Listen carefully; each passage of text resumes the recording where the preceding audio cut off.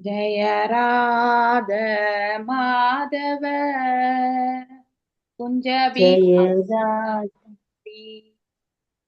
जय राधा माधव कुंज बिहारी जय राधा माधव कुंज बिहारी जय राधा माधव कुंज बिहारी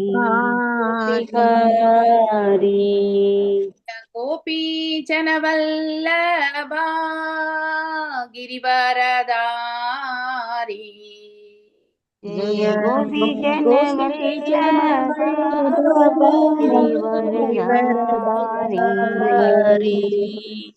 गोपी जनवल्लभा गिरिवरदारी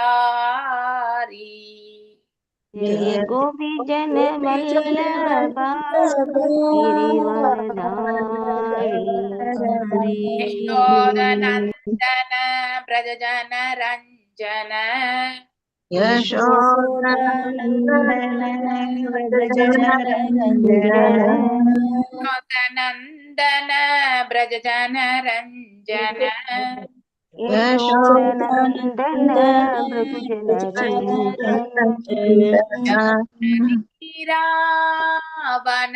रावणचारी यमुना तीरावनचारी यमुना तीरावनचारी यमुना तीरावनचारी जय राधा माधव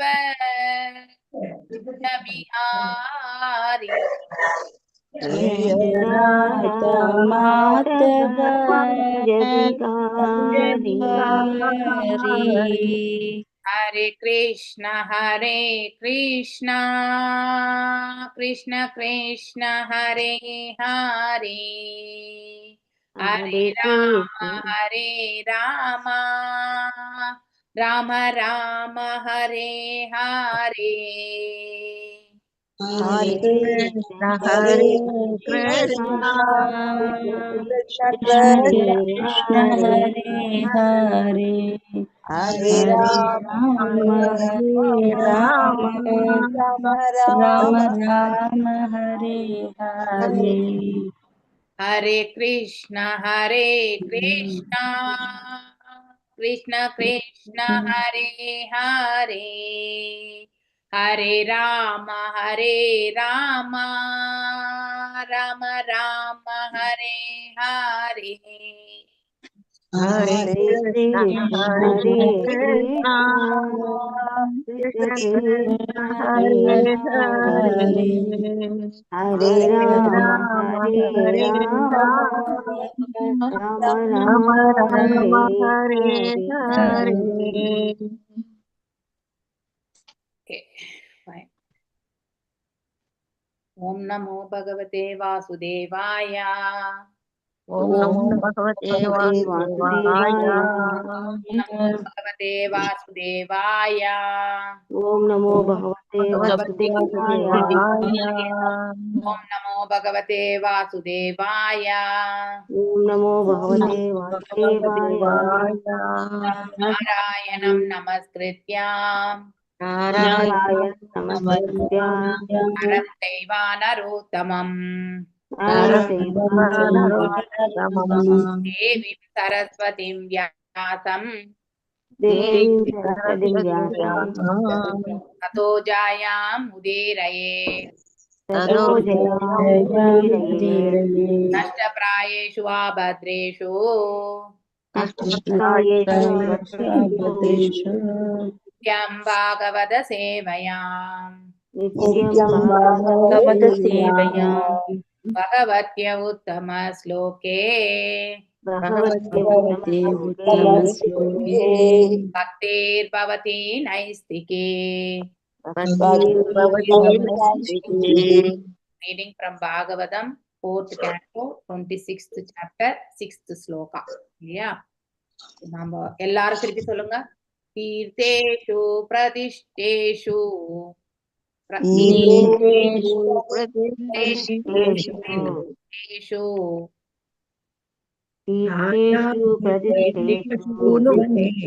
राजामेत्यान् पशून् वने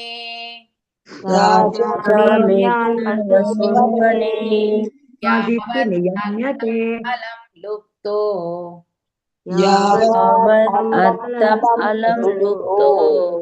अन्यात् इति नियम्यते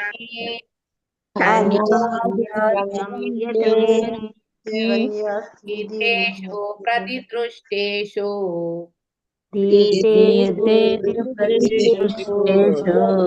राजामेत्यान् पशून् वने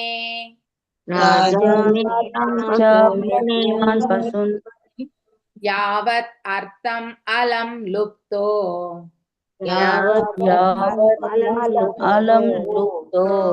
अन्यात् इति नियम्यते तीर्थेषु प्रतिदृष्टेषु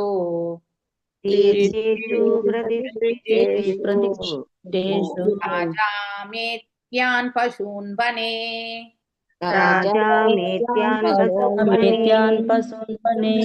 यावत् अर्थम् अलं लुप्तो अन्यात् इति नियम्यते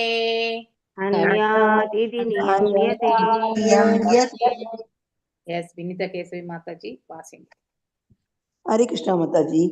तीर्थेषु प्रतिदृष्टेषु राजा मेत्यान् पशून् वने यावत् अर्थम् अलं लुप्तो अन्यात् इति नियम्यते தீர்த்தேஷு புனிதமான இடங்களில் பிரதிதிருஷ்டேஷு வேதங்களின் வழிகாட்டுதலின்படி ராஜா மன்னர் மேத்யான் உகந்த பசூன்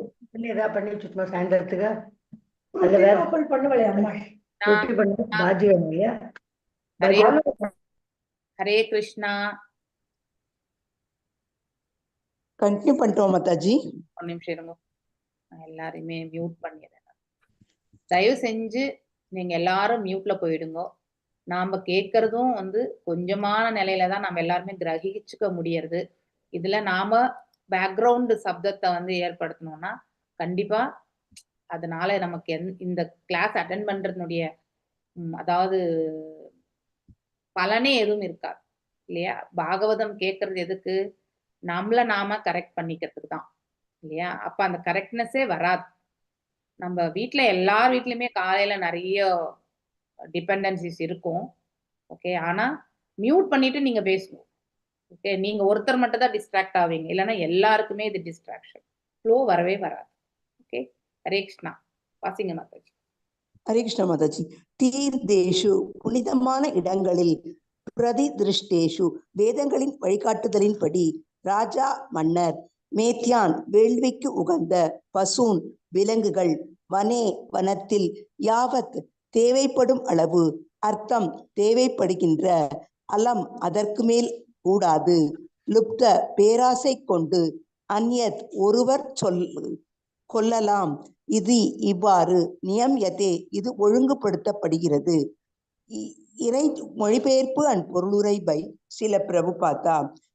ஸ்ரீல பிரபுபாதாக்கு ஜெய். மொழிபெயர்ப்பு: இறைச்சி உண்ண வேண்டும் என்று ஒரு அரசன் மிகுந்த ஆவல் கொண்டான் என்றால், வேள்விகளை செய்வதற்கு வேதங்களில் சொல்லப்பட்டிருக்கும் நெறிமுறைகளுக்கு ஏற்ப அவன் காட்டிற்கு சென்று கொல்வதற்குரிய விலங்குகளை மட்டுமே கொள்ளலாம். வரைமுறை இன்றியும் தேவை இன்றியும் விலங்குகளை கொல்ல ஒருவனுக்கு அனுமதி இல்லை. வேதங்கள் தமோ குணத்தினால் பாதிக்கப்பட்டிருக்கும் மூடர்களின் அனாவசியமாக மிருகங்களை கொல்வதை நிறுத்த வேண்டும் என்பதற்காகவே விலங்குகளை கொல்வதை முறைப்படுத்தி இருக்கின்றன. பொருளுரை. புலநுகர்ச்சியில் ஏன் ஒருவன் கட்டுப்படுத்தப்படுகிறான் என்ற கேள்வி இங்கே எழலாம். எவ்வாறு கொல்வது என்பதை கற்றுக்கொள்வதற்காக ஓர் அரசன் காட்டிற்கு சென்று விலங்குகளை கொள்ளலாம் என்றால், புலன்களை பெற்றிருக்கும் உயிர்வாழி ஏன் கட்டுப்பாடற்ற புலநுகர்ச்சிக்கு அனுமதிக்கப்படுவதில்லை? இன்றைய தினம் சுவாமி என்றும் யோகி என்றும் தம்மை சொல்லிக் கொள்பவர்களினால் இவ்வாதம் எழுப்பப்படுகிறது. அவர்கள் கூறுகின்றனர், நமக்கு புலன்கள் இருப்பதினால் நாம் புலநுகர்ச்சியின் மூலம் அவற்றை திருப்திப்படுத்த வேண்டும் என்று வெளிப்படையாக கூறுகின்றனர். இம்மூட சுவாமிகளுக்கும் நிர்மூட யோகிகளும் சாத்திரங்களின் கட்டளைகள் என்னவென்பதை அறியாதவர்கள். இப்போக்கிரிகள் சாத்திரங்களுக்கே அரைக்கூவல் விடுக்கின்றனர். இவர்கள் பொது இடங்களில் வெளிப்படையாக சாத்திரங்களோ புத்தகங்களோ தேவையில்லை, என்னிடம் வாருங்கள், நான் உங்களை தொடுவதன் மூலம் நீங்கள் உடனே ஆன்மீக முன்னேற்றம் அடையலாம் என்கின்றனர். அசுரத்தன்மை இடையோர் ஏமாறுவதற்கு தயாராகும் பொழுது அவர்களை ஏமாற்றுவதற்கு ஏராளமானோர் இருக்கின்றனர். கலியுகத்தின் இன்றைய தினத்தில் சமுதாயம் முழுதுமே ஏமாற்றுபவர்கள் மற்றும் ஏமாளிகளின் கூடாரமாக இருக்கின்றது. எனவேதான் வேதங்கள் புலநுகர்ச்சிக்கான நெறிமுறைகளை விளங்கி இருக்கின்றன. இக்காலத்தில் பெரும்பாலோர் இறைச்சி மீன் உண்ணவும் மது அருந்தவும் பாலுறவில் ஈடுபடவும் விரும்புகின்றனர். ஆயினும் வேத நெறிப்படி பாலுறவு திருமணத்தின் மூலமே அனுமதிக்கப்படுகிறது. காளி தேவிக்கு பலியிடப்பட்டு பின் படைக்கப்பெறும் இறைச்சி மட்டுமே உண்பதற்கு அனுமதி அளிக்கப்படுகிறது. அதுபோல் வரைமுறைக்கு உட்பட்டு மது அருந்தவும் கூட அனுமதிக்கப்படுகிறது. இச்லோகத்தில் உள்ள நியமதே என்னும் சொல் இச்செயல்கள் அனைத்தும் முறைப்படுத்தப்படுதல் வேண்டும் என்று குறிப்பிடுகிறது. ஒழுங்குமுறை என்பது மனிதர்களுக்கே அன்றி விலங்குகளுக்கு அல்ல. மக்களை இடது அல்லது வலதுபுறம் போகச் சொல்லும் சாலை விதிகள் மனிதர்களுக்கே அன்றி விலங்குகளுக்கானவை அன்று. ஒரு விலங்கு இதனை மீறும் பொழுது அது தண்டிக்கப்படுவதில்லை, மாறாக மனிதன் மீறினால் தண்டிக்கப்படுகிறான். வேதங்கள் விலங்குகளுக்கு அல்ல, மனித சமுதாயத்திற்கே ஆகும். வேதங்களில் கூறப்பட்டிருக்கும் கட்டளைகளை வேண்டுமென்றே மீறும் மனிதன் தண்டனைக்குரியவன் ஆவான். ஆகையினால் ஒருவன் தனது புலன்களை தனது பேராசைகளுக்கேற்ப அனுபவித்து மகிழக்கூடாது. மாறாக வேத நியதிகளுக்கேற்ப தன்னை கட்டுப்படுத்திக் கொள்ள வேண்டும். ஒரு மன்னன் வேட்டையாட அனுமதிக்கப்படுவது அவனுடைய புலநுகர்ச்சிக்காக அல்ல. ஒரு மன்னன் திருடர்களையும் துஷ்டர்களையும் கண்டு அஞ்சி அரண்மனையில் இருந்து கொண்டு வாயில்லா விலங்குகளை கொன்று தின்று கொண்டிருந்தான் என்றால் அவன் தனது பதவியை இழந்து விடுவான். இக்காலத்தில் அரசர்கள் அசுர மனப்பான்மை உடையவர்களாக இருந்ததினாலேயே எல்லா நாடுகளிலும் இயல்பாகவே முடியாட்சிகள் அழிக்கப்பட்டிருக்கின்றன. இக்காலத்தில் மக்கள் மிகவும் இழிந்தவர்களாக இருக்கின்றனர். ஒரு பக்கம் பலதார மனத்தை தடை செய்கின்றனர், மற்றொரு பக்கம் பல பெண்களை பல்வேறு வழிகளில் வேட்டையாடுகின்றனர். பல வணிக நிறுவனங்கள் இங்கு மேலாடை இல்லா பெண்கள் கிடைக்கின்றனர் என்று வெளிப்படையாக விளம்பரம் செய்கின்றனர். நவீன சமுதாயத்தில் பெண்கள் புலன் நுகர்ச்சிக்கான போகப் பொருள்களாக ஆக்கப்பட்டிருக்கின்றனர். மாறாக வேதங்கள் ஒருவன் ஒரு மனைவிக்கு அதிகமாக அனுபவிப்பதில்லை. சில நேரங்களில் உயர் குலத்தினரான அந்தன சத்திரிய வைசிய ஏன் சூத்திர குலத்தை சேர்ந்தவராயினும் அவன் ஒரு மனைவிக்கு மேலாக மனம் செய்ய அனுமதி அளிக்கின்றன. திருமணம் என்பது ஒரு பெண்ணின் பொறுப்பை ஏற்றுக்கொண்டு அவளுடன் அளவு மீறிய சிற்றன்பத்தை தவிர்த்து அமைதியுடன் வாழ்வது ஆகும். மாறாக தற்காலத்தில் அளவு மீறிய சிற்றன்பம் கட்டுப்படுத்தப்படவில்லை. ஆயினும் ஒருவன் ஒருத்திக்கு மேல் மனம் முடிக்கக்கூடாது என்பது சமுதாய சட்டம். அசுர சமுதாயத்திற்கு இதுவே நல்ல எடுத்துக்காட்டாகும். ஹரே கிருஷ்ண மாதாஜி. தேங்க்யூ வெரி மச் மாதாஜி. யா ஏவம் கர்ம நியதம் கர்ம நியதம் குர்வீத மானவஹ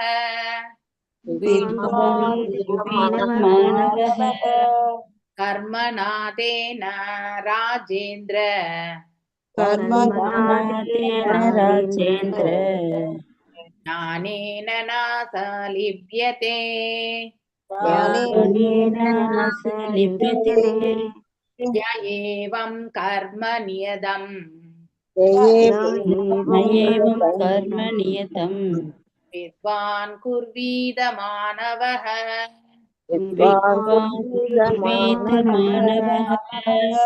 கர்மநாதேன ராஜேந்திர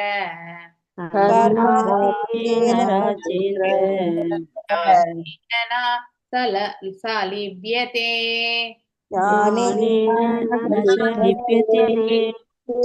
ஏவம் கர்ம நியதம் வித்வான் குர்வீத மானவஹ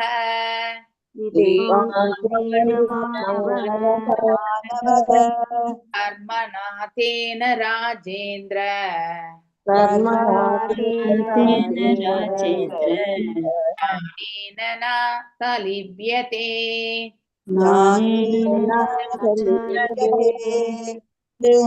மல்லிகா மாதாஜி வாசி. ஹரே கிருஷ்ணா மாதாஜி.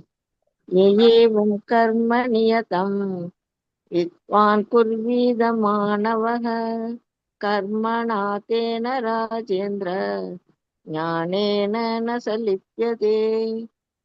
எவன் ஒருவன் ஏவம் இவ்வாறு கர்ம செயல்கள் நியதம் ஒழுங்குபடுத்தப்பட்ட வித்வான் கற்றறிந்தவர் குர்வீத செய்தல் வேண்டும் மாணவ ஒரு மனிதன் கர்மனா அச்செயல்களினால் தேன இதன் மூலம் ராஜ இந்திர ஓ மன்னனே ஞானேன ஞானத்தின் வளர்ச்சியினால் ந இல்லை ச அவர் லிப்யதே ஈடுபடுதல். மொழிபெயர்ப்பு.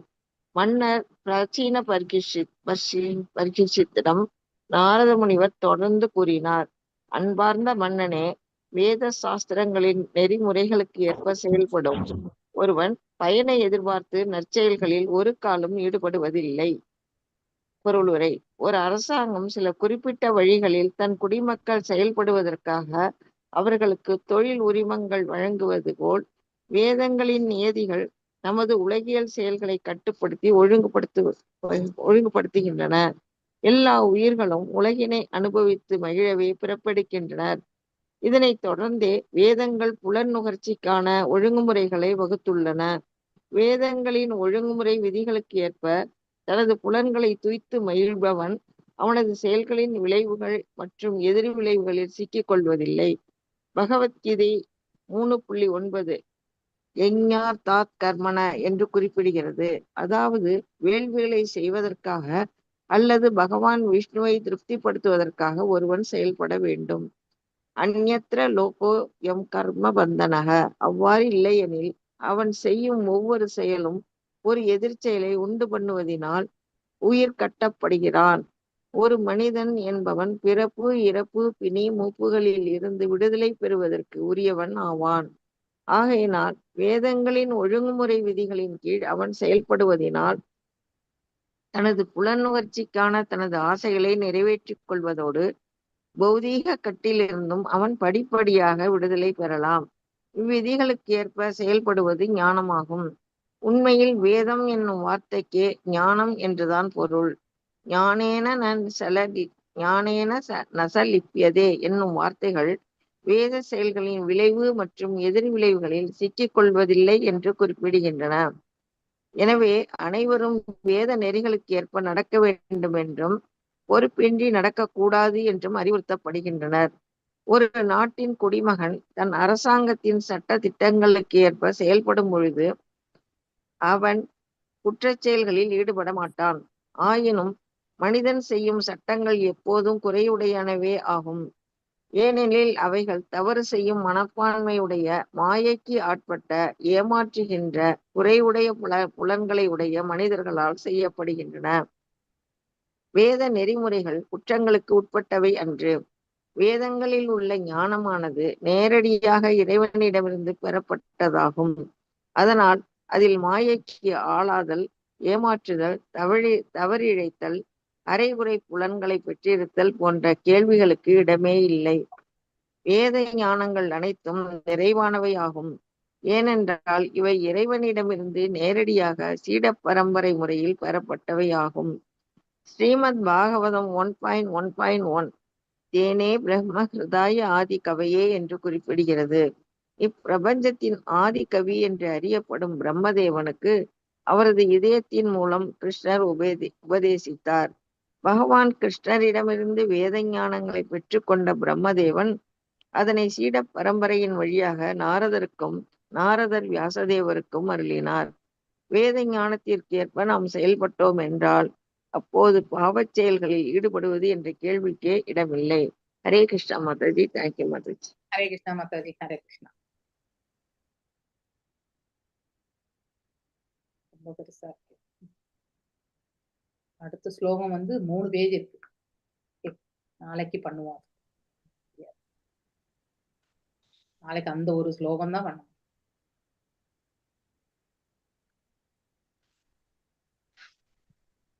ஓமஜ்ஞானதிமிராந்தஸ்ய ஞானாஞ்சனயசலாக்கய சக்ஷுருன்மிலிதம் येन தஸ்மை ஸ்ரீ குரவே நமः. श्रीचैतन्यमनोभीष्टं स्थापितं येन भूतले स्वयं रूपा गदा मह्यं ददाति स्वापदान्तिकं. हे कृष्णा करुणा सिन्धु दीनबन्धु जगत्पते गोपेशा गोपिका कान्ता राधकान्त नमस्तुते. तप्त काञ्चन गौराङ्गी राधे वृन्दावनेश्वरी वृषभानुसुते देवी प्रणमामि हरिप्रिये. वाञ्छाकल्पतरुभ्यश्च कृपा सिन्धुभ्य एव च पतितानां पावनेभ्यो वैष्णवेभ्यो नमो नमः. जय श्री कृष्ण चैतन्य प्रभु नित्यानंद श्री अद्वैत गदाधर श्रीवासादि गौर भक्तवृंद. नमो ओं विष्णुपादाय कृष्ण प्रेष्ठाय भूतले श्रीमते भक्ति वेदांत स्वामी निधि नामिने. नमस्ते सारस्वते देवे गौरवाणी प्रचारिणे निर्विशेष शून्यवादे पाश्चात्य देशधारिणे. Hare Krishna Krishna Krishna Hare Hare Hare Ram Ram Ram Hare Hare. Okay, reading from Bhagavatam 4வது காண்டம் 26வது அத்தியாயம் 6-7 ஸ்லோகங்கள் இன்னைக்கு நாம வாசிக்க போறோம். ஓகே, எல்லாருக்கும் ஒரு முறை வந்து நம்ம வில் கோ டு த அந்த இது ஒரு ரிவிஷன். ஓகே, புரஞ்சனா அப்படிங்கிறது யாரு? ஆத்மா இல்லையா? புரஞ்சனா என்றது யாரு? ஆத்மா. அடுத்து வந்து ரதம் என்பது உடல்.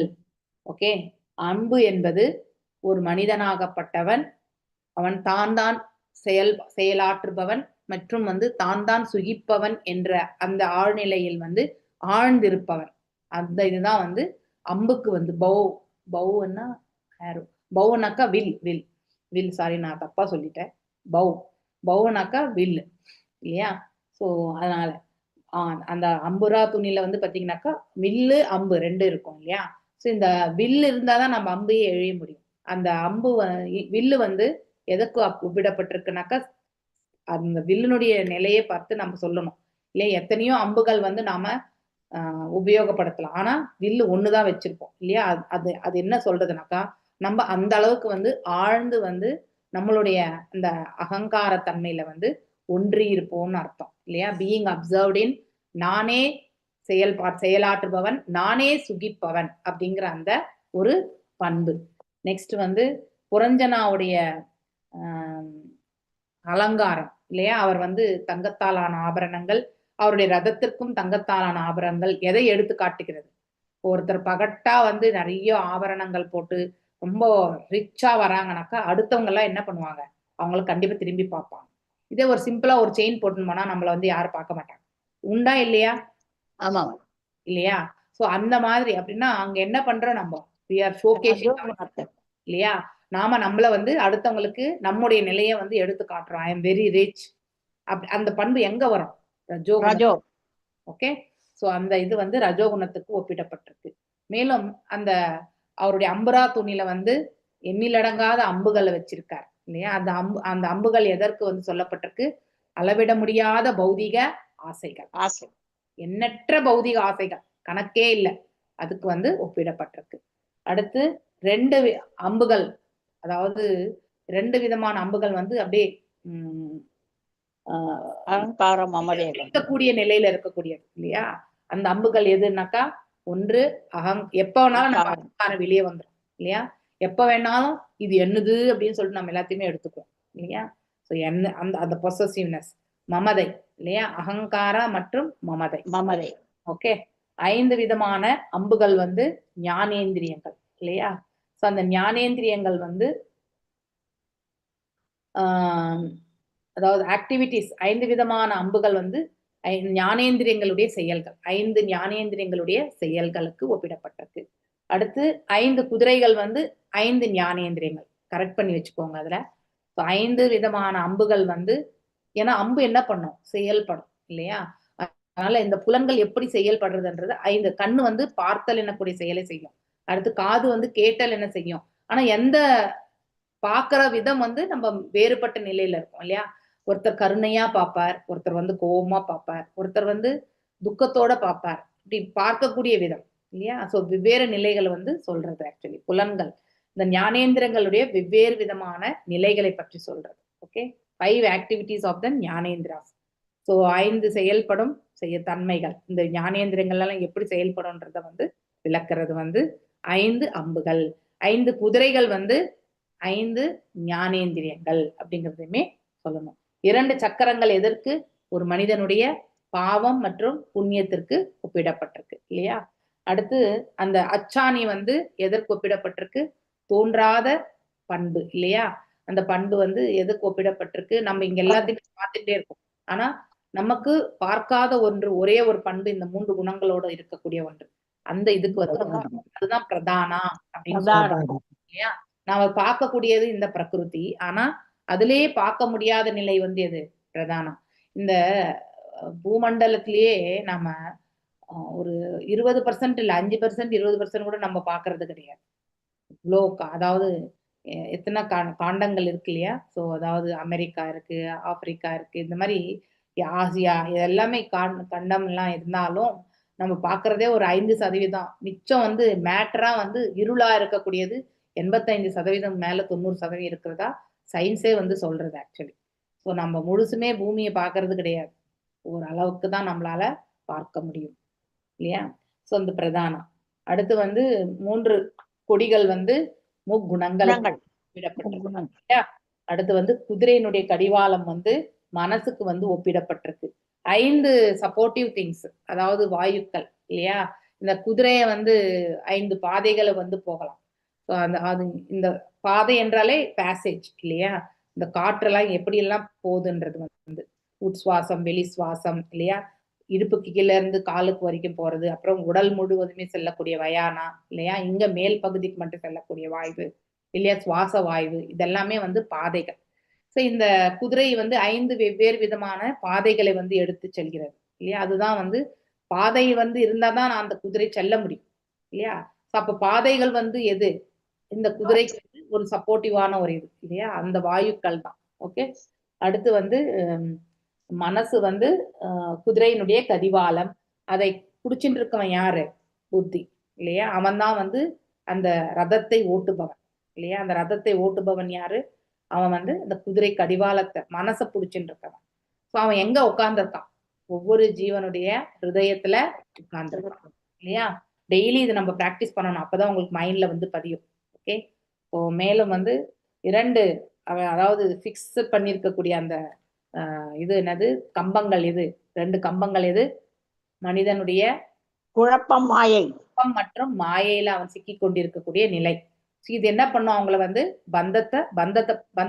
அதாவது அட்டாச்மெண்ட் பாண்டேஜ் அது வந்து கொடுக்கும் இல்லையா. இந்த எது குழப்பமும் மற்றும் வந்து மாயை அவங்கள வந்து ஒரே இந்த உலகத்திலேயே வந்து பர்மனண்டா ஃபிக்ஸ் பண்ண வச்சிரும். ஸோ அங்கேயே வந்து குழம்பிட்டு இருப்பாங்க அவங்க. ஸோ அது நம்மள மீண்டும் மீண்டும் பந்தப்படுத்தி இந்த உலகத்துக்கே திருப்பி வரும். 7 விதமான மறைப்புகள் இல்லையா. ஸோ அந்த 7 விதமான மறைப்புகள் எது ஆக்சுவலி? தோல், தோல், கொழுப்பு, கொழுப்பு, ரத்தம், மஜ்ஜை, எலும்பு, மஜ்ஜை, சுக்கிலம். சுக்கிலம். 7 இல்லையா மறைப்புகள். இது வந்து நம்ம வெளியில பாக்குறது நம்ம ஸ்கின்னு மறைஞ்சிருக்கு, அதுக்குள்ள வந்து தசைகள் இல்லையா, அதுக்குள்ள கொழுப்பு மறைஞ்சிருக்கு, அதுக்குள்ள ரத்தம் மறைஞ்சிருக்கு இல்லையா, அதுக்குள்ள வந்து எலும்பு இருக்கு, எலும்பு மஜ்ஜை இருக்கு, எலும்பு, மஜ்ஜை எல்லாமே இருக்கு. இதுலதான் வெளியில ஒண்ணே ஒண்ணு நமக்கு தெரியறது எது, தோல் மட்டும்தான். தோல் மட்டும்தான் தெரியும். இன்னர் லேயர் அவுட்டர் லேயர் என்ற மாதிரி உள்ள இருக்கக்கூடிய தோல் வேற, வெளியில இன்னர் லேயர் ஆஃப் ஸ்கின் வந்து டிஃபரெண்ட். ஓகே. ஸோ அந்த மாதிரி 7 விதமான மறைப்புகள். இந்த 5 விதமான ஆக்டிவிட்டிஸ் வந்து ஆல்ரெடி நம்ம 5 ஏரோஸ் வச்சு சொல்லியிருக்கோம். 5 டிஃப்ரெண்ட் மோஷன்ஸ் இல்லையா. அது வந்து குதிரை வந்து எந்த பாதை ஏற்று செல்கிறது அப்படின்னா எந்த ஞானேந்திரத்தை வந்து அது செயல்படுத்துதுன்னு அர்த்தம் இல்லையா. கண்ணை செயல்படுத்தினா பார்த்தல் என்ன செயலை வந்து செயல்படுத்தும், காது வந்து கேட்டல் என்னக்கூடிய செயலை இல்லையா, அதே மாதிரி நாசியை வந்து நுகர்தல் என்ன செயலை வந்து ஈடுபடுத்தும். அதுக்கப்புறம் வாய் வந்து பேசுதல் அல்லது உண்ணுதல் ருசித்தல் செயல்படும் இல்லையா. அதுக்கப்புறம் கை வந்து ஸ்பர்ஷம் அதாவது தொடுதல் செயல்படுத்தும். ஸோ இந்த 5 விதமான செயல்கள். நெக்ஸ்ட் வந்து 5 விதமான தடைக்கற்கள் வந்து எதுனாக்கா, இந்த உடல்ல வந்து இந்த வாயுக்கள் வந்து பாஸ் பண்ணுது இல்லையா, அதுதான் ஒருத்தருக்கு வந்து தடைக்கற்கள். ஸோ சில இடங்கள்ல நம்ம இந்த வாதம் பித்தம் கபம் அப்படிங்கறது வந்து ஆயுர்வேதத்துல வந்து கண்டுபிடிச்சிருப்பாங்க இல்லையா. 3 ஒரு உடல் வந்து வாதத்துல இருக்கா, ஒரு உடல் வந்து பித்தத்துல இருக்கா, ஒரு உடல் வந்து வாதத்துல இருக்கா, வாதம் பித்தம் கபம் கபத்துல இருக்கான்றத வந்து அவங்க சுலபமா கண்டுபிடிப்பாங்க. ஏன்னா இந்த உள்ள போகக்கூடிய இந்த வாயுக்கள் வந்து பேலன்ஸ்ட் இல்லைன்னா ஆட்டோமேட்டிக்கலி நம்ம வந்து ஏதோ ஒரு வாதத்திலேயோ இல்ல பித்தத்திலேயோ இல்ல கபத்திலேயோ நாம வந்து அதாவது அந்த இதோட வந்து சம்பந்தப்பட்டிருப்போம். அதுக்கு தகுந்த வியாதிகளோட நாம வந்து சங்கடப்பட்டு இருப்போம். அதனாலதான் போன உடனே நம்ம பாடி எப்படிப்பட்ட பாடின்னு ஃபர்ஸ்ட் அனலைஸ் பண்ணுவாங்க. ஆயுர்வேதிக் போனா இந்த மாதிரிதான் ட்ரீட்மெண்ட்டே. So what type of body we are having, வாதமா பித்தமா கபமா. ஓகே. அந்த மாதிரி ஒரு பர்டிகுலர் இதுக்கு வந்து நாம வந்து இணைந்திருப்போம். அதுக்கப்புறம் வந்து கமாண்டர்ஸ் இல்லையா, 11 இது கமாண்டர்ஸ் என்ன சொல்லணும் நம்ம, 11 புலன்கள். அது கரெக்ட். கட்டுப்படுத்துபவர், கட்டுப்படுத்துபவர், கட்டுப்படுத்துபவர், ஆணையிடுபவர், ஆணை கமாண்ட் பண்றது. ஆமா ஆணையிடுபவர் வந்து ஒரு அதிகாரிகளா. ஓகே. கட்டளையிடுவர், கமாண்ட் பண்றதானே, அதிகாரம் பண்றது தானே. ஆமா மாதாஜி. அந்த இது வந்து 5 கர்மேந்திரியங்கள், 5 ஞானேந்திரியங்கள், மனசு இல்லையா. அடுத்து வந்து லாஸ்டா வந்து எங்க போறாங்க நம்ம, இந்த புரஞ்சனன் எங்க போயிட்டு இருக்கான், பஞ்சபிரஸ்தம் போறான் இல்லையா. அந்த பஞ்சபிரஸ்தம் என்பது என்னது, நம்முடைய 5 அதாவது புலன் கருதும் செயல்கள் இல்லையா, 5 சென்ஸ் ஆப்ஜெக்ட்ஸ், அததான் வந்து இது நம்ம இப்ப ரிவிஷன் பண்ணியாச்சு. இப்ப நாம வந்து நம்முடைய ஸ்லோகத்துக்குள்ள போகலாம். பீதேஷு பிரதித்ருஷ்டேஷு ராஜா மேத்யான் பசுன் வனே யாவத் அர்த்தம் அலம் லுப்தோ ஹன்யாத் இதி நியம்யதே. இறைச்சி உண்ண வேண்டும் என்று ஒரு அரசன் மிகுந்த ஆவல் கொண்டான் என்றால் வேள்விகளை செய்வதற்கு வேதங்களின் சொல்லப்பட்டிருக்கும் நெறிமுறைகளுக்கேற்ப அவன் காற்றுக்கு சென்று கொல்வதற்குரிய விலங்குகள் மட்டுமே கொள்ளலாம். எஸ், ஒரு அரசன் வந்து வேட்டையாடுதல் அப்படின்னா அவனுடைய வீர சாகசங்களை வந்து பயிற்சி பண்ணணும் இல்லையா. அப்பதான் வந்து எதிரி நாடு வந்து தன்னுடைய நாட்டின் மீது படையெடுக்கும் பொழுது அவன் எவ்வாறு வந்து நேரடியா வந்து போர் புரிய முடியும் இல்லையா. அதற்காக சில விலங்குகளை மட்டுமே கொல்வதற்கான அனுமதி அவனுக்கு உண்டு. எல்லா விலங்குகளுமே கொல்வதற்கு கிடையாது. ஸோ அந்த பயிற்சி வந்து நம்ம பார்க்கணும். ஸோ அது மட்டும்தான் செயல்படணும். வரைமுறையின்றி தேவையின்றி விலங்குகளை கொல்ல ஒருவனுக்கு அனுமதி கிடையாது. இது சாஸ்திரம் என்று சொல்கிறது.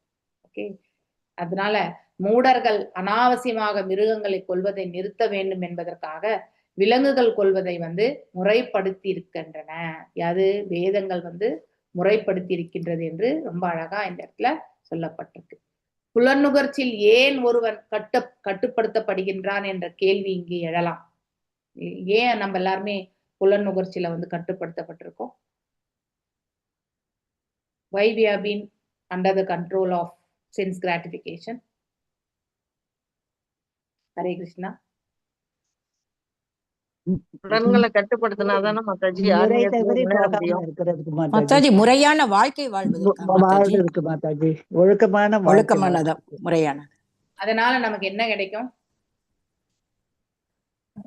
பகவானுடைய கருணை கிடைக்கும். சத்துவகுணம் மேலேறும். சத்துவகுணத்துல இருந்தோம்னாக்க பகவான் இருக்காரு. பகவானோட நம்ம எளிதில் அமைதி அணுக ஆனந்தம் முடியும் வரும் மாதாஜி. மாதாஜி. இறைவனை நம்ம எளிதில் அணுக முடியும். நெறிமுறைப்படுத்தவில்லை என்றால் நாம செய்யக்கூடிய செயல்கள்ல வந்து வரையின்றி நடந்து கொள்வோம். அதனால பெரிய பாவங்கள் செய்து நாம் என்ன ஆவோம்? அதாவது மீண்டும் மனிதனாக பிறக்கக்கூடிய அந்த ஒரு நிலையுமே நாம இல்லையா? ஆத்மஹா அப்படிங்கிறத வந்து நாம படிச்சிருக்கோம் இல்லையா? இந்த கில்லர் ஆஃப் த சோல், அந்த நிலைக்கு கூட நாம வந்து தள்ளப்பட்டு விடுவோம். அதனால ஆத்மாவை கொல்லுதல். அதனால பகவான் நம்மள மீண்டும் வந்து திரும்பி அவருடைய இடத்திற்கு வர வேண்டும் என்பதற்காக சில கட்டுப்பாடுகளை எல்லாம் நமக்காக வந்து வேதங்கள் மூலியமா கொடுத்திருக்கார் இல்லையா? அதை நாம் பரிபாலிக்கும் பொழுது நாம பக்குவத்தை அடைகின்றோம். இறைவனுடைய திருநாட்டை சேர்வதற்கான மார்க்கத்தை வந்து அந்த வேத சாஸ்திரங்கள் எடுத்துரைக்கிறது இல்லையா? அதனால நாம இந்த புலன் நுகர்ச்சி செயல்களில் வந்து தன்னிச்சையான விதத்துல நாம கண்டிப்பா செயல்படக்கூடாது. சோ மேலும் இங்கே எவ்வாறு கொல்வது என்பதை கற்றுக்கொள்வதற்காகத்தான் ஒரு அரசன் வந்து காற்றுக்கு சென்று விலங்குகளை கொல்லலாம். அல்ல அவனுடைய சுயபுலன் திருப்திக்காக கிடையாது. அதை நாம கண்டிப்பா புரிஞ்சுக்க முயற்சி பண்ணணும் இந்த இடத்துல. So there is nothing. இங்க வந்து அவனுடைய தேவைகள் என்னவோ, அதே மாதிரிதான் ஒரு மனிதன் வந்து இந்த இடத்துல வாழும் காலம் வரைக்குமே நம்ம இந்த 3 குணங்களால வந்து எப்பவுமே வந்து ஈர்க்கப்படுகின்றோம். அப்போ அந்த தமஸ் ரஜஸ் மேலோங்கும் பொழுது ஆட்டோமேட்டிக்கலி நமக்கு பலன் கருதும் செயல்கள், புல நுகர்ச்சி செயல்கள்ல ஈடுபடணும்ன்ற உந்துதல் வந்து அதிகமாக இருக்கும். அதனாலதான் வரையறைக்கப்பட்ட புலன் நுகர்ச்சி தான் நமக்கு வந்து கொடுக்கப்பட்டிருக்கு இல்லையா? ஒருத்தர் வந்து அதாவது உடல் ரீதியா கூட அவர் வந்து அதாவது சென்ஸ் கிராட்டிபிகேஷன் பண்ணணும்னா கூட அதுக்காக தான் வந்து திருமணம் என்ற ஒரு நிலை வந்து ஏற்படுத்தப்பட்டது. அந்த that also is allowed as per the shastric இல்லையா? அதுலயே வந்து நம்ம வந்து மூழ்கி விடக்கூடாது. அது ஒருவனை வந்து நல்ல ஒரு மார்க்கத்திற்கு இட்டு செல்லவே செல்லாது இல்லையா? எப்பவுமே இந்த புலன்கள் திருப்திக்காக மட்டுமே செயல்படுபவர்கள் வந்து மீண்டும் மீண்டும் வந்து அவர்கள் இந்த பிறவி எடுப்பாங்க. மேலும் இந்த பேராசையா இருந்தா நாய் இந்த மாதிரியான விதத்துல வந்து இருக்கும் பொழுது பன்றி இந்த மாதிரி ரூபத்துல எல்லாமே வந்து நாம பிறக்க வேண்டி இருக்கும். ஸோ அதனால இந்த புலன் நுகர்ச்சிக்கு வந்து அடிமையாக கூடாது. புலன்களை நாம வந்து நம்மளுடைய மனதை கொண்டு கட்டுப்படுத்த முயற்சி பண்ணணும். மனம் பக்குவம் அடையும் பொழுது ஆட்டோமேட்டிக்கலி புத்தியினுடைய அறிவுறுத்தலால மனம் நல்விதத்துல செயல்படும். ஆனால் அதை விடுத்துட்டு மனம் என்பது கட்டுக்கடங்காமல் செல்லும் பொழுது அது புத்தி சொல்ற வேலையுமே செய்யாது. மேலும் தன்னிச்சையாக அது செயல்பட்டு தன்னுடைய புலன்களை எல்லாம் செயல்படுத்திவிடும். அப்போ ஆட்டோமேட்டிக்கலி நாம் என்ன ஆகும்? மீண்டும் ஒரு கர்ம பந்தனத்தை வந்து நமக்கு ஏற்படுத்தி இந்த உலக வாழ்க்கையில நாம செய்திருக்கக்கூடிய கர்மங்களுக்கு ஏற்றவாறு நாம இங்க பிறக்க வேண்டிய ஒரு கட்டாயத்திற்கு வந்து தள்ளப்படுகிறோம். அதனால நம்ம எப்பொழுதுமே வரையறைக்கப்பட்ட முறைகளை மட்டும்தான் நம்ம வந்து பரிபாலிக்கணும். சோ எதற்காக? இப்போ வந்து குழந்தை பெற்றால், அதாவது குழந்தை வந்து பகவானின் திருத்தொண்டுக்கு அந்த குழந்தைய வந்து பயிற்சி செய்யணும்ன்ற அந்த ஒரே ஒரு குறிக்கோளுக்காகத்தான் நாம வந்து புலனுகர்ச்சி இல்லையா? தாம்பத்தியம் என்பதும் அதற்காகத்தான். அந்த நிலையில பகவான் இருக்கிறார் என்பதை வந்து சொல்லியிருக்கார். அதற்காக மட்டும்தான் நாம செயல்படணுமே ஒழிய நம்முடைய புலன்களை திருப்திப்படுத்துவதற்காக நாம கண்டிப்பாக செயல்படக்கூடாது. அதுதான் வரையறைக்கப்பட்ட சாஸ்திர விதிகள். ஆக்சுவலி அதாவது ஏன் கட்டுப்பாடற்ற புலனுகர்ச்சிக்கு அனுமதிக்கப்படுவதில்லை? ஏன்னா அவன் வந்து கீழே தவறி விழுந்தான்னா மீண்டும் எழ முடியாது. இன்றைய தினம் சுவாமி என்றும் யோகி என்றும் தம்மை சொல்லிக் கொள்பவர்களால் இவ்வாதம் எழுப்பப்படுகிறது இல்லையா? ஏன் கட்டுப்படணும்? ஏன்னா இறைவன் கொடுத்திருக்கிறதே வந்து நிறைய பேர் டயலாக் அடிப்பாங்க. நாத்திகவாதிகள் இல்லையா, போலி சாமியார்கள், இதெல்லாமே வந்து சொல்லக்கூடியது. புலன்கள் கொடுத்திருக்கிறதே வந்து என்ஜாய் பண்றதுக்கு தான் இல்லையா? அப்படிப்பட்ட ஒரு மோட்டிவ். ஸோ அதனால அவன் வந்து இழிவான பாதைக்கு தான் செல்வானே ஒழிய மேன்மையான நிலை அவன் என்றைக்குமே அடைய முடியாது. மேலும் அவர்கள் கூறுகின்றனர், நமக்கு புலன்கள் இருப்பதினால் நாம் புலன் நுகர்ச்சியின் மூலம் அவற்றை திருப்திப்படுத்த வேண்டும் என்று வெளிப்படையாக கூறுகிறார். ஓகே, இம்மூட சுவாமிகள் நீர்மூட யோகிகளும் சாத்திரங்களின் கட்டளைகள் என்னவென்பதே அவர்கள் அறிய மாட்டார்கள். எஸ், சாஸ்திர விதிகள் என்ன சொல்லப்பட்டிருக்கு இல்லையா, கர்ப்பதான சம்ஸ்காரம் இதெல்லாமே வந்து கொடுக்கப்பட்டிருக்கு இல்லையா? சோ அதனால இறைவன் தொண்டாக எண்ணிக்கொண்டுதான் எல்லா செயல்களுமே நாம் இந்த இடத்துல செய்யணும். நம்முடைய சுயபுலன் திருப்திக்காக கண்டிப்பாக செயல்படக்கூடாது. அது நம்மள வந்து பந்தப்படுத்தி மீண்டும் மீண்டும் இந்த உலகத்திற்கு நம்மள அழைத்து வரும். அதனால நாம் ஆற்றக்கூடிய காரியங்கள் அனைத்துமே நித்தியம் சேவையாம் இல்லையா? அந்த நித்தியம் சேவையாம் வந்து நாம எப்படி பண்ணணும்? பக்தி கொண்டு பண்ணணும். நம்முடைய கடமையாக இருந்தாலும் அதை வந்து இறைவன் நமக்கு கொடுத்திருக்கக்கூடிய வாய்ப்பாக ஏற்றுக்கொண்டு நாம் அதை செயல்படுத்தணும். கடமைகளிலிருந்து நாம் என்றைக்குமே வழுவக்கூடாது இல்லையா? போக்கிரிகள் சாஸ்திரங்களுக்கு அரை புகழ் விடுக்கின்றனர். இவர்கள் பொதுவிடங்களில் வெளிப்படையாக சாஸ்திரங்களோ புத்தகங்களோ தேவையே கிடையாது, எங்கிட்டே வாங்க உங்களுக்கு நான் வந்து அந்த பலத்தை கொடுக்குறேன் அப்படின்னு சொல்லுவாங்க இல்லையா? உனக்கு இந்த சித்தியை சொல்லி கொடுக்குறேன், இந்த சித்தியை பண்ணி நீங்க மேன்மை அடையலாம் அப்படின்லாம் வந்து சொல்லி கொடுப்பாங்க. சோ இதெல்லாம் வந்து அவங்க சொல்றாங்க. அசுரத்தன்மையுடையோர் ஏமாற்றுவதற்கு தயாராகும் பொழுது அவர்களை ஏமாற்றுவதற்கு ஏராளமானோர் இருக்கின்றனர். ஆசுர இயல்பு, அஜ்ஞானத்துல இருக்கிறவங்க வந்து ஏமாறுவதற்கு அவங்க தயாரா இருக்காங்க. யார் என்ன சொன்னாலும் கேட்க முடியும். அதை தெரிந்த பிறகு அவ்வாறே ஏமாற்றுவதற்கும் வந்து நிறைய பேர் இருக்காங்க. கலியுகத்தின் இன்றைய தினத்தில் சமுதாயம் முழுவதும் ஏமாற்றுபவர்கள் மற்றும் ஏமாளிகளின் கூடாரமாக இருக்கின்றது. அதுதான் சமுதாயமே. இங்க நிறைய அஜ்ஞானம், மேலும் வந்து அவன் ஆற்றக்கூடிய செயலில் பக்குவம் இல்லை, அவன் எதையுமே வந்து பரிபாலிக்கிறது கிடையாது. இறுதியில அவன் வந்து அழியக்கூடிய நிலைக்குத்தான் செல்வான் இல்லையா? சோ இன்றைய ஏமாளிகள் கூடாரமாக திகழ்கிறது கலியுகம். சோ எனவே தான் வேதங்கள் புலனுகர்ச்சிக்கான நெறிமுறைகளை வழங்கி இருக்கின்றன. ஸோ இதைதான் ஃபாலோ பண்ணணும், இப்படிதான் ஃபாலோ பண்ணணுன்றது எல்லாமே சொல்லப்பட்டிருக்கு. இக்காலத்தில் பெரும்பாலோர் இறைச்சி மீன் உண்ணவும் மது அருந்தவும் பால் உறவில் ஈடுபடவும் விரும்பிய இதெல்லாம் தான், அதாவது உடல் சம்பந்தப்பட்ட இந்த புலன்களை திருப்திப்படுத்துறதே வந்து தலையாய கடமையாக வச்சிருக்காங்க. ஆயினும் வேத நெறிப்படி இந்த திருமணத்தின் மூலமே இந்த பாலுறவு வந்து அனுமதிக்கப்படுகிறது. காளி தேவிக்கு பலியிடப்பட்ட அதை மட்டும்தான் வந்து விற்கப்படணும் இல்லையா, உண்பதற்கு அனுமதிக்கப்படுகிறது. ஏன் அது என்ன? காளி என்றால என்ன? அதாவது உக்கிரமான ஒரு தெய்வம். சோ அவங்களுக்கு ஆக்ரோஷமான காடஸ், பலியிடுதல் எல்லாமே அவங்களுக்கு செய்வாங்க. ஸோ அந்த இது வந்து காளி தேவிக்காக செய்யப்படும். ஆனா she is a shadow of the supreme, பகவானுடைய நிழல். சோ அதுக்கு அந்த எப்பவுமே நம்ம இறைவனுக்கு முதுக பாட்டி உட்காரக்கூடாதுன்னு சொல்லுவாங்க இல்லையா? ஸோ நம்ம முதுகு இரு பக்கமே நம்ம போகக்கூடாது. That is the back side is always என்னது, இந்த மாதிரி வந்து பாவமான செயல்கள் இல்லையா? அந்த shadow, back side is always the shadow இல்லையா? Shadow part. அப்போ பௌதீகத்துல நாம இருந்து செயல்பட்டு இருக்கோம். இன்னும் வந்து நம்ம கட்டுண்ட நிலையில வந்து ஏற்படக்கூடிய செயல்கள்ல மட்டும்தான் நம்ம ஈடுபட்டுட்டே இருப்போம். அதனாலதான் இறைவனை நேராக தரிசிக்கும் இல்லையா? ஸ்ட்ரெயிட்டா நம்ம பார்த்து பகவானை சேவிக்கும். அது போல எனக்கு கூட ஒரு டவுட், இந்த கோயில் பிராகாரத்தை சுத்திட்டு என்ன பண்ணுவாங்க, பின்னாடி வந்து பகவானுடைய இதுல வந்து எல்லாருமே தொட்டு கும்பிட்டுட்டே இருப்பாங்க. ஸோ அதாவது பகவானுடைய பேக் சைடு வந்து as per நம்ம இது வரைக்கும் படிச்சுட்டு வந்தது வந்து கண்டிப்பா அப்படின்னா என்ன அர்த்தம், நம்ம இன்னும் அந்த பௌதீகம் அதுலதான் நம்ம வந்து ஈடுபட்டுட்டே இருப்போம். ஸோ அதனால பேக் சைட் பார்ட் நம்ம வந்து we should not actually take the darshan, we should always take the front side. எப்பவுமே நம்ம வந்து பகவானுடைய முன் பக்கமாக தான் நம்ம வந்து எப்பொழுதுமே வந்து தரிசனத்தை பெறணும். ஓகே, ஆனா நாம நிறைய பேர் இப்பயும் கோயில் பிராகாரத்தை சுத்தும் பொழுது பின்னாடியும் போயிட்டு நம்ம என்ன பண்றோம், we pray for that. Okay, அது போல ஆனா பகவானுடைய நிலையிலிருந்து பார்க்கும் பொழுது நமக்கு தான் ஃப்ரண்ட் பேக் எல்லாமே. ஆனா பகவானை எண்ணிக்கொண்டு இது இன்னும் எக்ஸ்ட்ரீம் லெவல் போறவங்களால தான் புரிஞ்சுக்க முடியும். அதனால சாதாரண மனிதர்களுக்கு இது ரெக்கமெண்டேஷன் கிடையாது இல்லையா? பகவானுடைய ஒவ்வொரு பகுதியுமே வந்து ஆன்மீகம் தான். அதனால வந்து பேக் சைட்ல நம்ம வந்து மனதுல வந்து இறைவனை எண்ணி வழிபாடு செய்யறது வந்து தவறு கிடையாது. ஆனா சும்மா போயிட்டு நாம என்ன பண்ணுவோம்? தலையை வச்சுட்டு நம்ம கும்பிட்டுட்டு வருவோம் இல்லையா? அங்க எதுவுமே நம்ம மனசுல எதுவும் நினைச்சு கூட இருக்க மாட்டோம். இறைவனை எண்ணி நாம எந்த கோணத்துல இருந்து வேணாலும் நம்ம நோக்கலாம். ஆனா அனைத்துமே இறைவன் தான் என்பது. அந்த ஒரு பக்குவம் வரையறதுக்கு வந்து இட் வில் டேக் டைம்.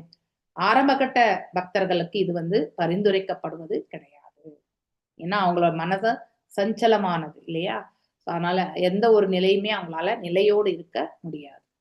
மேலும் அது போல முறைக்கு உட்பட்டு மது அருந்தவும் கூட இது வந்து சில நிலையங்கள். ஃபார் எக்ஸாம்பிள் இந்த பிரபஞ்ச தோற்றத்திலே நீங்க பாத்தீங்கன்னாக்கா நம்ம இருக்கக்கூடிய இந்த பிரதேசம் வந்து ஒரு வார்மா தான் இருக்கும் இல்லையா? இங்கே வந்து மது என்பது தேவையே கிடையாது. அதே வந்து ஒரு அண்டார்டிகா அந்த மாதிரி இடங்கள்ல நீங்க பாத்தீங்கன்னாக்கா உங்களுக்கு வந்து உடம்ப வந்து நீங்க வந்து வார்மா வச்சுக்கணும்னா கொஞ்சமா குடிச்சுதான் ஆகணும் இல்லையா?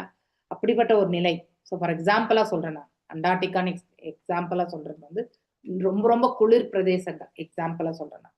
அங்கே வந்து இட் இஸ் அலௌடுனாக்கா அந்த உடல்ல வந்து வார்மத்தா வச்சுக்கிறது இல்லையா? ஆனா அதையே வந்து நாம இந்த இடத்துல எடுத்து வந்து நாம பயிற்சி செய்யக்கூடாது. காலம், சூழல், அதற்கான வரைமுறைகள், அதற்கான வழி நடத்துதல்கள், அதை கொண்டுதான் நம்ம வந்து செயல்படணுமே ஒழிய நம்ம இஷ்டத்துக்கு நாம செய்யக்கூடாது. சில இடங்கள்ல வெறுமனே இறைச்சி மட்டும்தான் இருக்கும், வேற வழியே கிடையாது இல்லையா? அந்த மாதிரி ஒரு சுச்சுவேஷன்ஸ் உண்டு. ஆனா அந்த இடத்துக்கு தகுந்த மாதிரி அவங்க வாழக்கூடிய தன்மைக்குனால அது அனுமதிக்கப்படுகிறது. ஆனா சாஸ்திரங்கள்ல பொதுவா வந்து இது வந்து அனுமதி கிடையாது. ஆனா வரையறைக்கப்பட்டு அப்படின்ற ஒரு சுச்சுவேஷன் என்னாக்கா அந்த இடத்திற்கு சூழலுக்கு அது அனுமதி, பொதுவாக அனுமதி கிடையாது. இத வந்து மைண்ட்ல நாம வச்சுக்கணும். ஓகே. ஒழுங்குமுறை என்பது மனிதர்களுக்கே அன்றி விலங்குகளுக்கு கிடையாது. ஏன்னா விலங்கு நம்ம இப்ப ரோட்ல கூட பாக்குறோம், பசுமாடு எப்படி வேணாலும் கடந்து போகும் இல்லையா? அப்போ ஆட்டோமேட்டிக்லி டிரைவிங் பண்ணிட்டு இருக்க கார் டிரைவிங் பண்றவங்க கார் நிறுத்திடுவாங்க அந்த பசுமாடு கடந்து செல்ற வரைக்குமே. ஸோ டிராபிக் சிக்னல் போயின்னு இருக்கும், நிறுத்து. ஏன்னா அதுவும் ஒரு ஜீவன் இல்லையா? நமக்கு புத்தி இருக்கு இல்லையா? பசு வந்து கிடையாது, விலங்குகளுக்கு கிடையாது இல்லையா? அவங்க இப்படிதான் போகணும், லெஃப்ட்ல தான் போகணும், ரைட் தான் போகணுன்றதுலாம் அவங்களுக்கு ரூல்ஸ் கிடையாது. நமக்கு மட்டும்தான் ரூல்ஸ். நாம் அதை வந்து ஓவர்டேக் பண்ணும்போது நமக்கு தான் வந்து பனிஷ்மெண்டா வந்து ஃபைன் வரும் நமக்கு. ஆனா விலங்குகளுக்கு அப்படி கிடையாது இல்லையா? அது எல்லாத்துக்குமே வந்து இயற்கையிலே அது எவ்வாறு நடக்க வேண்டுமோ அவ்வாறுதான் நடந்து கொண்டே. நாம தான் மாறி மாறி போறது. மாறாக மனிதனின் மீறலெல்லாம் தண்டிக்கப்படுகிறான். வேதங்கள் விலங்குகளுக்கு அல்ல, மனித சமுதாயத்திற்கான இல்லையா? சோ அதனால நம்ம வேதங்களில் கூறப்பட்டிருக்கும் கட்டளைகளை வேண்டுமென்றே மீறும் மனிதன் தண்டனைக்குரியவன் ஆவான். எந்த சாஸ்திரங்கள்ல என்ன சொல்லப்பட்டிருக்கோ அதை பரிபாலிக்காதவர்கள் வந்து கண்டிப்பா தண்டிக்கப்படுவார்கள். ஒரு மன்னன் வேட்டையாட அனுமதிக்கப்படுவது அவனுடைய புலனுகர்ச்சிக்காக அல்ல, அவன் அந்த பயிற்சி இல்லையா? போர் என்று வரும்பொழுது அவன் வீரசாகங்கள் பண்ண வேண்டும், அதற்கான பயிற்சி தான். அவனுடைய ஒரு மன்னன் துஷ்டர்களையும் கண்டு அஞ்சி அரண்மனையிலே இருந்தாக்கா அவன் வந்து கண்டிப்பா கூடிய சீக்கிரத்திலே அவன் வந்து மன்னர் பதவியை இழந்து கீழே விழுந்துருவான். ஏன்னா நாட்டு மக்களை ரட்சிக்க வேண்டிய பொறுப்புல இருக்கான். திருடர்களுக்கும் கொள்ளைக்காரர்களுக்கும் அவன் அஞ்சி உள்ள இருந்தா அங்கே திருடர்களுடைய ராஜ்யம்தான் நிகழும் இல்லையா? இக்காலத்தில் அரசர்கள் அசுர மனப்பான்மை உடையவர்களாக இருந்ததினாலேயே எல்லா நாடுகளிலும் இயல்பாகவே முடியாட்சிகள் வந்து அழிக்கப்பட்டன இல்லையா? ஸோ அசுர இயல்புகள் எப்ப இதெல்லாம் வந்து மேலோங்கியதோ ஆட்டோமேட்டிக்கலி நம்ம குடியாட்சி போய் இப்போ முடியாட்சி போய் குடியாட்சிக்கு வந்திருக்கோம். இக்காலத்தில் மிகவும் மிகவும் இழிந்தவர்களாக இருக்கின்ற மக்கள் ஒரு பக்கம் பலதார மனத்தை தடை செய்கின்றனர் இல்லையா? நமக்கு ஒருவனுக்கு ஒருத்தி அப்படிதான் நம்மளுடைய கொள்கை. ஆனா மற்ற பக்கம் வந்து பெண்களை வந்து அதாவது இல்லீகலா வந்து பாத்தீங்கன்னாக்கா இல்லிசிட்டா வந்து அனுபவிக்கக்கூடிய அந்த ஒரு மனப்பான்மையுமே கொண்டு இருக்கிறார்கள், அதையும் செய்கிறார்கள். பல வணிக நிறுவனங்கள் அதாவது இது மேலை நாடுகள்ல உண்டு.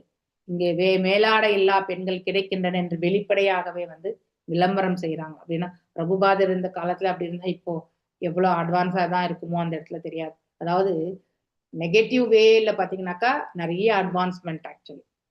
மாறாக வேதங்கள் ஒரு மனைவிக்கு அதிகமாக அனுப்பதி கிடையாது. ஒருத்தனுக்கு ஒருத்தி, அவ்வளவுதான் இல்லையா? சில நேரங்களில் உயர் குலத்தினரான அந்தன சத்திரிய வைசிய ஏன் சூத்ர குலத்தை சேர்ந்தவன் ஆயினும் அவன் ஒரு மனைவிக்கு மேலாக மனம் செய்ய அனுமதி அளிக்கின்றன. அது டிபெண்டிங் ஆன் த சுச்சுவேஷன். இப்போ நம்ம இந்த காலகட்டம் கிடையாது, இப்பெல்லாம் டைவர்ஸ் பண்ணிட்டு போயிட்டே இருக்காங்க. முன்னாடி எல்லாம் அதாவது முதல் மனைவிக்கு குழந்தையே பிறக்காது அப்படின்ற ஒரு சூழ்நிலை வரும்பொழுது அவங்களுடைய வம்ச வாரிசுக்காக இன்னொரு திருமணம் அனுமதிக்கப்பட்டிருக்கு இல்லையா? அதான் இந்த இடத்துல சொல்ல திருமணம் என்பது ஒரு பெண்ணின் பொறுப்பை ஏற்றுக்கொண்டு அவளுடன் அளவு மீறி சிற்றின்பத்தை, அதாவது பாத்தீங்கன்னாக்கா ஒரு பெண்ணை தன்னுடைய பொறுப்புல ஏத்துக்கிறது ஆக்சுவலி இல்லையா? சோ மேலும் சிற்றின்பம் என்பது வரையறைக்கப்பட்ட இதுல இருந்து நம்ம செயல்படணும். ஒரு குழந்தை ஈன்று பகவான் தொண்டு புரியறதுக்காகத்தான் மட்டும்தான் சிற்றின்பம். ஆனால் அதை விடுத்துட்டு நாம இப்ப அதாவது நம்முடைய புலன் திருப்திக்காக நாம செயல்படக்கூடாது. பெண்ணை ஒரு போக பொருளாக உபயோகப்படுத்தக்கூடாது. அதுதான் நெக்ஸ்ட் சாப்டர்லயும் சொல்லியிருக்கு. நெக்ஸ்ட் ஸ்லோகத்திலுமே அதை டைரக்டாவே சொல்லிட்டார் இல்லையா? சோ மாறாக தற்காலத்தில் அளவு மீறிய சிற்றின்பம் கட்டுப்படுத்தப்படவில்லை, இது கண்ட்ரோலே இல்லை. ஆயினும் ஒருவன் ஒருத்திக்கு மேல் மனம் முடிக்க கூடாது என்பது சமுதாய சட்டம் இல்லையா? அப்படி பண்ணிக்கணும்னா டைவர்ஸ் பண்ணிட்டு அதுக்கப்புறம் வேற ஒரு பெண்ணை திருமணம் பண்ணிக்கணும், அவ்வளவுதான். அசுர சமுதாயத்திற்கு இதுவே நல்ல எடுத்துக்காட்டும். இல்லைன்னா இங்க இருக்கக்கூடிய பெண்களுக்கு பாதுகாப்பு என்பதே இருக்காது இல்லையா? சட்ட திட்டங்கள் என்பது அவ்வாறு வரையறுக்கப்பட்டது. ஏவம் கர்ம நியதம் வித்வான் கூர்வீத மாணவஹ கர்மநாதேன ராஜேந்திர ஞானேன ச லிப்யதே. அதாவது மன்னர் பிராச்சீன பர்ஷத்திடம் இப்போ ஏன்னா அவர் அதான் செய்துட்டு இருக்காரு, பலன் கருதும் செயல்கள் இல்லையா? சோ அந்த பலனால தான் அந்த புண்ணியங்களை அனுபவிக்கணும் அப்படிங்கிறதையுமே அவர் எதிர்பார்ப்பு, அத்தகைய எதிர்ப்பாடு இருக்கிறதுனால்தான் அவர் பக்தனாக முன்னேறுவதற்கான வாய்ப்பு அப்போ கிடைக்கல. இப்ப இந்த புரஞ்சனியுடைய இந்த கதையை முடிக்கும் பொழுது பிராச்சீன பரித்துமே பக்குவம் அடைந்து காட்டை நோக்கி சென்று விடுவார் தவம் இருப்பதற்கு. அவருடைய பிள்ளைகள் வர வரைக்கும் கூட அவர் காத்துட்டு இருக்க மாட்டார். He will leave. So Narada முனிவர் தொடர்ந்து சொல்றார், மன்னனே வேத சாஸ்திரங்கள் நெறி முறைகளுக்கு ஏற்ப செயல்பட வேண்டும். வேத சாஸ்திரங்கள் எப்படி செயல்படணும்ன்ற சொல்லப்பட்டிருக்கோ அவ்வாறே நாம் செயல்படணும். ஒருவன் பயனை எதிர்பார்த்து நற்செயல்களில் ஒரு காலம் ஈடுபடுவதில்லை. அதாவது பயனை நம்ம ஏதாவது எதிர்பார்ப்புகள் கொண்டு நாம இதை செய்யக்கூடாது. எந்த எதிர்பார்ப்பும் இன்றி இறைவனுக்கானது என்பதை நாம செயல்படணும். ஒரு அரசாங்கம் சில குறிப்பிட்ட வழிகளில் தன் குடிமக்கள் செயல்படுவதற்காக அவர்களுக்கு தொழில் உரிமங்கள் வழங்குவது போல வேதங்களின் நியதிகள் நம்ம உலகிய செயல்களை கட்டுப்படுத்தி ஒழுங்குபடுத்துகின்றன. It is gives authority. Veda சார்ந்த அத்தாரிட்டி நமக்கு வழி நடத்துறதுக்கு இல்லையே? எப்படி ஒரு கவர்மெண்ட் ஒரு பர்டிகுலர் டிபார்ட்மெண்ட் நடத்துறதுக்கு இந்தந்த ரூல்ஸ்ன்றதை கிரியேட் பண்ணுவாங்க இல்லையா? இவன் தான் அது மேன்மேட் திங்ஸா இருந்தாலுமே அது சட்டம் ஒழுங்கை பராமரிப்பதற்காக சொல்லப்பட்டிருக்கு. அது போலதான் நமது உலகியற் செயல்களை கட்டுப்படுத்தி வருவதற்காக தான் வேத சாஸ்திரங்களே இருக்கிறது. எல்லா உயிர்களும் உலகினை அனுபவித்து மகிழவே பிறப்பிருக்கின்றன. இங்க வர்றவங்க எல்லாருமே அவ்வளவுதான் இல்லையா? இறைவனை அங்க ஒரு க்ஷணம் மறந்து நாமளும் அவரை போல செயல்படணும்ன்ற எண்ண ஓட்டம் கொண்டு நாம் செயல்படும் பொழுது ஆட்டோமேட்டிக்லி நாம இந்த உலகத்திற்கு வந்துடும் இல்லையா? இதனை தொடர்ந்தே வேதங்கள் புலனுகர்ச்சிக்கான ஒழுங்குமுறைகளை வகுத்துள்ளன இல்லையா? வேதங்களின் ஒழுங்கு விதிகளுக்கேற்ப தனது புலன்களை தூய்த்து மகிழ்பவன் அவனது செயல்களின் விலைகள் மற்றும் எதிர்விலைகளில் சிக்கிக் கொள்வதில்லை. ஏன்னா வேதங்கள் எப்படி சொல்லப்பட்டிருக்கு? ஒரு குழந்தையை பெற்று அவனை ஒரு நல்ல ஒரு வைஷ்ணவாவா மாத்தக்கூடிய அந்த ஒரு கடமை இருக்கு. அந்த கடமையை ஆற்றக்கூடிய நிலையில அந்த தம்பதியர் இருக்கும் பொழுது மட்டும்தான் குழந்தையை ஈண்டெடுக்கணும் இல்லையா?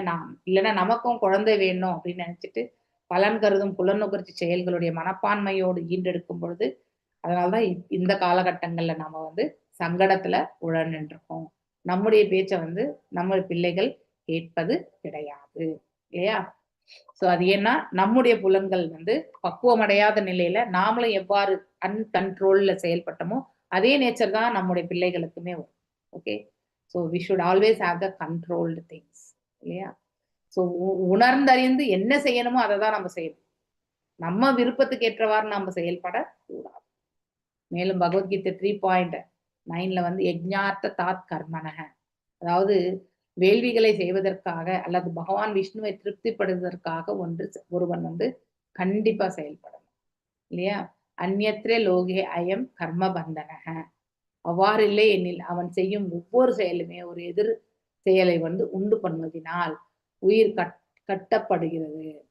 ஸோ அவ்வாறு இல்லைனாக்கா நம்ம வந்து ஒரு கடமையாக மட்டுமே நாம வந்து நம்முடைய செயல்பாடுகளை செய்யலுமே ஒழிய அந்த பலன்களையும் எதிர்பார்ப்புகளையும் எடுத்துக்கொண்டு நாம் செய்யும் பொழுது கர்ம பந்தனத்துக்கு ஆட்கொள்ளப்பட்டு நாம் என்ன பண்றோம், மேலும் அதனுடைய விளைவுகளை எல்லாம் அனுபவிக்கிறதுக்காக நாம வந்து தயாராக இருக்கின்றோம் இல்லையா. அதுதான் நமக்கு அடுத்த ஃபியூச்சர் லைஃப்ன்றது அதுதான் நிர்ணயிக்கிறது. மேலும் அதாவது வேள்விகளை செய்வதற்கு அல்லது பகவான் விஷ்ணுவை திருப்திப்படுத்துவதற்காக ஒருவன் செயல்படும், அதுதான் முக்கியமே. அந்யத்ர லோகோ அயம் கர்ம பந்தனக, அவ்வாறு இல்லைன்னாக்கா நாம கர்ம பந்தனத்தில் நாம கண்டிப்பா சிக்கிக்கொள்வோம். அவன் செய்யும் ஒவ்வொரு செயலும் ஒரு எதிர் செயல் உண்டு பண்ணுவதினால் உயிர் கட்டப்படுகின்றான். அப்படின்னா என்ன அர்த்தம், நாம செய்யக்கூடிய ஆக்ஷன்ஸ் வந்து அதனால் வரக்கூடிய விளைவுகள்.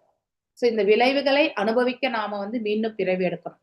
அதனால நம்ம என்ன ஆகுறோம், மீண்டும் ஒரு கட்டுண்ட நிலையில வந்து இந்த பிரபஞ்சத்திற்கு வரக்கூடிய மார்க்கத்தை நாம தான் ஏற்படுத்தணும். எப்ப வரணும்ன்றது மட்டும்தான் பகவான் பார்ப்பார். ஆனா வருவது என்பது நம்முடைய செயல்களுடைய பலன்கள் தான்.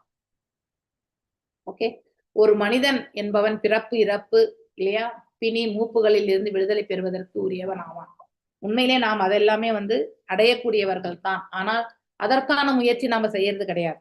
நாம நம்முடைய புலன்களுடைய திருப்திக்காக செயல்படுகின்றோம். அதனால நாம் என்ன ஆகிறோம், கட்டுண்ட நிலையை வந்து நாம அடைகின்றோம். ஆகையால் வேதங்களின் ஒழுங்குமுறை விதிகளின் கீழ் அவன் செயல்படுவதினால் தனது புலனுணர்ச்சிக்கான தனது ஆசைகளை நிறைவேற்றிக் கொள்வதோடு பௌதிக கட்டுகளிலிருந்து அவன் படிப்படியாக விடுதலை பெறலாம். எப்போ இதை வேத சாஸ்திரங்களோட நோக்கத்தை தெரியத்தோ அவன் படிப்படியாக அதை பயிற்சி செய்து அவன் வந்து பக்குவத்தை அடைகிறான். ஒருவன் அந்த நிலையை அடையாத போது, அதாவது அதை பற்றி உணராத போது ஆட்டோமேட்டிக்கலி இந்த குடும்ப பந்தம் என்ற பிணைப்புல வந்து மீண்டும் மீண்டும் வந்து பிறவெடுக்கிறான் அவனுடைய கர்ம பலனுக்கு ஏற்றவாறு. ஓகே, இவ்விதிகளுக்கு ஏற்ப செயல்படுவது ஞானமாகும். அதாவது பௌதிக கட்டிலிருந்து அவன் படிப்படியாக விடுதலை பெறக்கூடிய அத்தகைய ஒரு நிலையில ஒருத்தர் வந்து செயல்பட்டு கொண்டிருந்தால் அவர்கள் வந்து அதாவது செயல்படும் விதம் என்று என்னது, அது ஆக்சுவலி ஞானம் என்று சொல்லப்படுகிறது. உண்மையில் வேதம் என்னும் வார்த்தைக்கே ஞானம் தான் என்று பொருள். வேதா என்றாலே ஞானம் தான் இல்லையா. சோ ஞானேன நாசா லிப்பியத்தை இந்த ஸ்லோகத்துல கடைசியில கொடுத்திருக்காங்க இல்லையா. இன்னும் வார்த்தைகள் வேத செயல்களின் விளைவு மற்றும் எதிர் விளைவுகளில் சிக்கிக் கொள்வதில்லை என்று சொல்லப்படும். லப்பியத்தே இல்லையா. எனவே அனைவரும் வேத நெறிகளுக்கேற்ப நடக்க வேண்டும் என்று பொறுப்பின்றி நடக்கக்கூடாது என்று அறிவுறுத்தப்படுகிறது. அதனால்தான் நம்ம ஒரு குரு பரம்பரா ஒரு குருவிடத்துல வந்து நம்மள நாம தஞ்சம் அடைந்து இல்லையா அவருடைய நிழல்ல நாம வந்து தஞ்சம் அடையும் பொழுது ஆட்டோமேட்டிக்கலி வழி என்பது காண்பிக்கப்படுகிறது இல்லையா. ஒரு நாட்டின் குடிமகன் தன் அரசாங்க சட்ட திட்டங்களை கண்டிப்பாக செயல்படுத்தும் பொழுது அவன் அந்த செயல்படும் பொழுது அவன் குற்ற செயல்களில் ஈடுபட மாட்டான் இல்லையா. தவறான செயல்களில் அவன் தன்னை ஈடுபடுத்திக் கொள்ள மாட்டான். ஆயினும் மனிதன் செய்யும் சட்டங்கள் எப்பொழுதும் குறையுடையனே ஆகும் தான். ஏன்னா நமக்கு இருக்கக்கூடிய 4 குறைபாடுகள் என்னது, மாயையில் சிக்கிக் கொள்பவர்கள் இல்லையா, அதுக்கப்புறம் ஏமாற்றக்கூடிய குணமுடையவர்கள், அடுத்து வந்து குறையுடைய புலன்களை உடையவர்கள் இல்லையா, இப்படி தவறு இழைப்பவர்கள். இப்படிப்பட்ட நிலையில வந்து 4 விதமான இதுல நாம் ஈடுபடுவதால நாம வந்து எப்பொழுதுமே சட்டத்திட்டங்களை நாம ஏற்றினாலும் அதுலயுமே லூப் ஹோல்ஸ் தான் வச்சுட்டு இருக்கோம் இல்லையா. அதுக்கு ஒரு காரணத்தை கொடுக்குறோம். 1000 குற்றவாளிகள் தண்டிக்கப்படவில்லை என்றாலும், அதாவது 1000 குற்றவாளிகள் வந்து அதாவது ஒரு நிரபராதிக்கு தண்டனை கொடுக்க கூடாதுன்னு சொல்லுவாங்க இல்லையா. அதற்காக we can forgive the 1000 culprits, ஆனா we should not punish the innocent. அதுதான் நம்ம சட்டத்தினுடைய கொள்கையே இல்லையா. தவறு இழைத்தவர்களும் மன்னிக்கக்கூடிய அந்த நிலையில் நாம் போகலாம். ஆனால் தவறே இழைக்காதவனை வந்து ரட்சிக்க வேண்டியது நம்முடைய கடமை. ஓகே, வேத நெறிகள் குற்றங்களுக்கு உட்பட்டவை அன்று. ஆனா உண்மையான வேதங்கள் எல்லாமே வந்து இந்த குற்றங்களுக்கெல்லாம் அப்பாற்பட்டது. வேதங்களில் உள்ள ஞானமானது நேரடியாக இறைவனிலிருந்து பெறப்பட்டது. இதை நாம படிச்சிருக்கோம் இல்லையா. கோலோக சாட்டிலே பார்க்கும்போது கர்ப்போதகத்தாய் விஷ்ணுனுடைய நாபியிலிருந்து பிரம்மர் வந்து தவம் இருந்து அவருடைய ஹிருதயத்துல ரத்தன சிம்மாசனத்துல வந்து இந்த கர்ப்போதகசாய் விஷ்ணு அவர் இருந்து வேத சாஸ்திரங்கள் எல்லாமே வந்து எடுத்துரைத்தார். இதை நாம படிச்சிருக்கோம். சோ அதனால் அதில் மாயைக்கு ஆளாதல், ஏமாற்றுதல், தவறிழைத்தல், அரைகுறை புலன்களை பெற்றிருத்தல் போன்ற கேள்விக்கே அந்த இதுல கிடையாது இல்லையா? வேத ஞானங்கள் அனைத்தும் நிறைவானவையாகும், முழுமை பெற்றவையாகும். ஏனென்றால் இவை இறைவனின் நேரடியாக சீட பரம்பரை முறையில் பெறப்பட்டவை. It comes from the disciplic succession. Srimad Bhagavatam 1.111 இல்லையா? தேனே பிரம்ம ஹிருதய ஆதி கவையே. அதாவது பிரம்மர் அவருடைய ஹிருதயத்துல இல்லையா அமர்ந்து வந்து இந்த வேத சாஸ்திரங்களை வந்து அவர் வந்து எடுத்துரைத்தார் அப்படிங்கிறது வந்து ரொம்ப அழகா சொல்லப்பட்டிருக்கு. இப்பிரபஞ்சத்தின் ஆதி கவி என்று அறியப்படும் பிரம்மதேவனுக்கு அவர் ஹிருதயத்தின் மூலம் கிருஷ்ணர் உபதேசித்தார். இதுதான் நம்ம படிச்சிருக்கோம். ஞானங்களை பெற்றுக்கொண்ட பிரம்மதேவன் அதனை சீட பரம்பரைக்கு வந்து பரம்பரையா வழியாக நாரதர் வியாசதேவருக்கும் வந்து அருளினார். வேத ஞானத்திற்கேற்ப நாம் செயல்பட்டோம் என்றால் அப்போது பாவ செயல்களில் ஈடுபடுவது என்ற கேள்விக்கே இடம் இருக்காது. அதாவது மன்னிப்பு வேணாம், பாவமே செய்யாம இருக்கக்கூடிய ஒரு நிலைக்கு வந்து நாம தள்ளப்பட்டு விடுவோம். அதனால we should only pray for that type of activities. Okay, so ஏதாவது டவுட்ஸ் இருக்கா? வாஞ்ச கல்பதாருண்யஸ்ய கிருபா சிந்து தேவச்ச பதீதானாம் பாவனேபியோ वैष्णवेभ्यो नमो नमः। अनंत कोटि वैष्णव वृंद की जय। नामचर्य हरिदास ठाकुर की जय। हरे कृष्ण कृष्ण कृष्ण हरे हरे, हरे राम राम राम हरे।